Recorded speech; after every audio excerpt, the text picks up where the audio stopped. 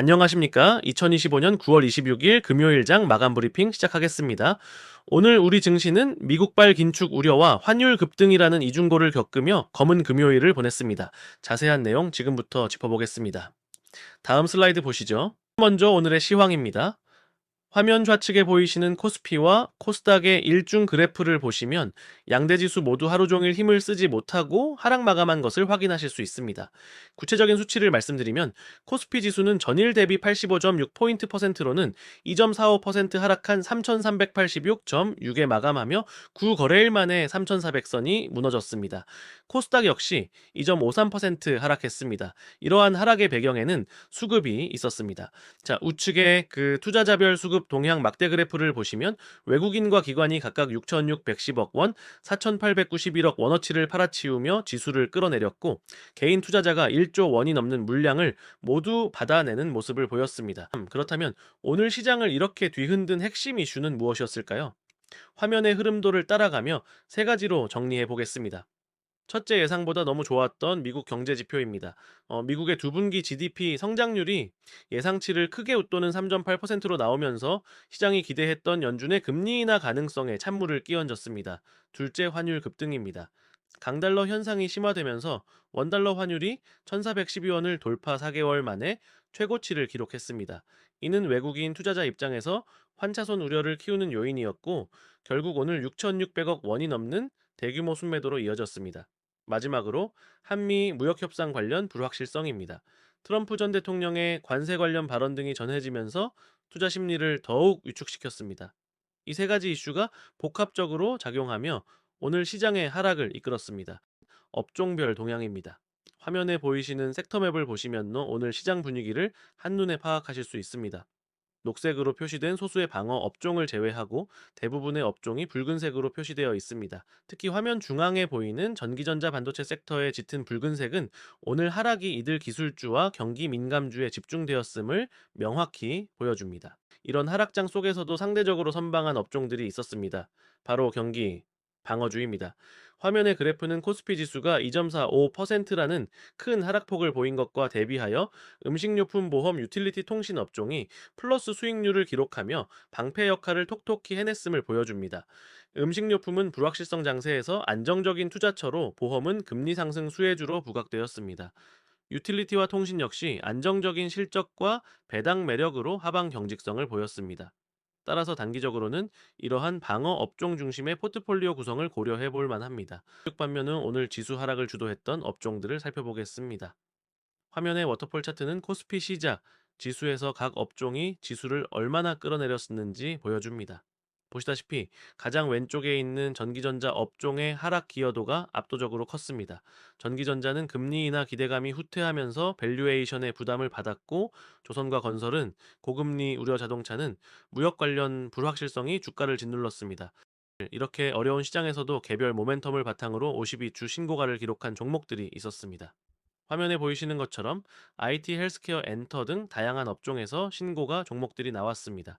이는 시장 전체가 아닌 성장 동력이 확실한 종목 중심의 선별적인 접근이 유효했음을 보여줍니다. 지금부터 이 중 4개 종목을 자세히 살펴보겠습니다. 52주 신고가 첫 번째 종목은 YG 엔터테인먼트입니다. 화면 좌측에 52주 주가 그래프를 보시면 꾸준한 우상향 추세를 그리다 오늘 10만 7천 원으로 신고가를 경신했습니다. 오늘 하루에만 6.11% 상승했습니다. 우측의 표를 보시면 시가총액은 약 1조 8천억 원, 애널리스트들은 평균 11만 8천 원의 목표가를 제시하고 있습니다. 화면 하단의 사진은 대표 아티스트인 블랙핑크의 월드 투어 모습입니다. 바로 이 블랙핑크의 활동 재개와 신인 그룹 베이비몬스터의 성장이 핵심 투자 포인트이며 이 분기 흑자 전환과 낮은 부채 비율 역시 긍정적입니다. 그 다음은 NHN 한국 사이버 결제입니다. 최근 3개월 주가 그래프에서 보시는 것처럼 가파른 상승세를 보이며 오늘 22,000원 8.72% 급등하며 신고가를 기록했습니다.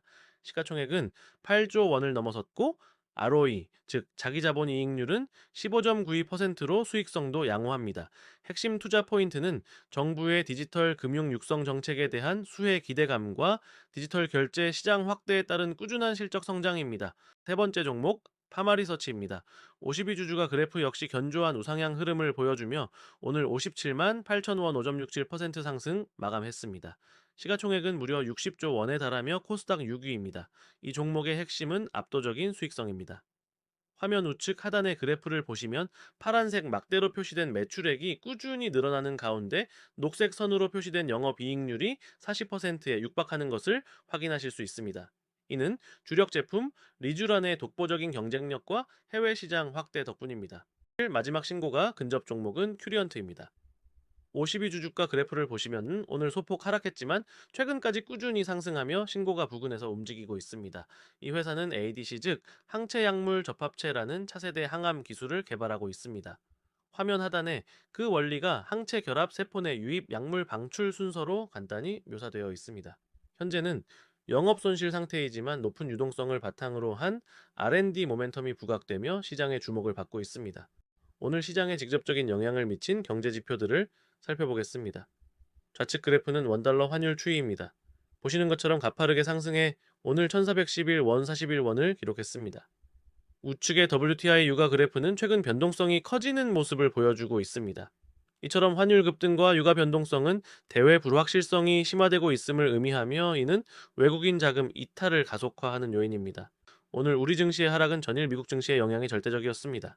화면 상단의 표를 보시면 다우 A&P 500, 나스닥 3대 지수 모두 3일 연속 하락 마감했습니다. 하단의 좌측 그래프는 파란색 선의 미국 A&P 500과 붉은색 선의 한국 코스피의 최근 흐름을 비교한 것인데 거의 같은 방향으로 움직이는 동조화 현상을 뚜렷하게 보여줍니다. 이처럼 미국 증시의 하락이 곧바로 우리 증시의 하락으로 이어진 것입니다. 자, 오늘 시장을 종합하고 향후 전략에 대해 말씀드리겠습니다. 화면의 도식처럼 오늘의 핵심은 것이 변수의 지배력이었습니다. 미국의 통화정책 변화가 달러 강세와 환율 급등을 불렀고 이것이 결국 국내 증시 급락으로 이어진 하루였습니다. 그렇다면 앞으로 이제 어떻게 대응해야 할까요? 네 가지 전략을 제안합니다. 첫째, 연준이 주시하는 PCE 물가지표 등 미국 경제 지표를 면밀히 살펴야 합니다. 둘째, 외국인 수급이 진정되는지 확인해야 합니다. 셋째, 변동성에 대비해 방어주 중심의 포트폴리오를 구성할 필요가 있습니다. 마지막으로 시장과 별개로 움직이는 개별 모멘텀 보유 종목에 대한 선별적 접근은 여전히 유효합니다. 추가적인 심층 분석 자료를 살펴보겠습니다. 먼저 외국인 수급 분석입니다. 화면에 보이시는 첫 번째 그래프는 파란색 선으로 표시된 외국인 순매매 동향과 붉은색 점선으로 표시된 원대달러 환율을 함께 나타낸 것입니다. 보시는 것처럼 환율이 오를수록 외국인 매도세가 강해지는 매우 뚜렷한 역상관 관계를 보여주고 있습니다. 실제로 최근 한 달간 둘의 상관계수는 마이너스 0.82에 달했습니다. 아래쪽 막대 그래프는 9월 한 달간 외국인이 전기전자와 자동차 업종을 집중적으로 매도했음을 보여줍니다. 결론적으로 현재와 같은 고환율이 이어진다면 외국인의 매도세, 특히 수출주 중심의 매도세는 당분간 지속될 가능성이 높다고 분석됩니다. 업종별 세부 전망입니다. 상단의 두 그래프는 기술주, 방어주, 경기 민감주의 밸류에이션과 지난 1년간의 수익률 추이를 비교한 것입니다. 최근 경기 민감주의 수익률이 급격히 꺾이고 방어주는 꾸준히 우상향하는 모습을 확인하실 수 있습니다. 이를 바탕으로 한 4분기 업종별 전략을 요약해 드리겠습니다.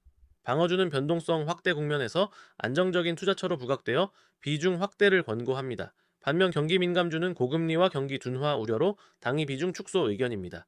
기술주는 단기적으로는 부담이 있으나 AI와 같은 성장성이 유효하므로 중장기적 관점의 분할 매수 전략을 추천합니다. 이상으로 9월 26일 금요일 시장 브리핑을 마치겠습니다. 주말 동안 시장 상황 잘 정리하시고 다음 주 성공적인 투자를 기원하겠습니다. 경청해 주셔서 감사합니다. 여러분 즐겁게 들으셨죠? 본 자료는 참조용으로만 사용해 주시고 구독과 좋아요를 부탁드립니다.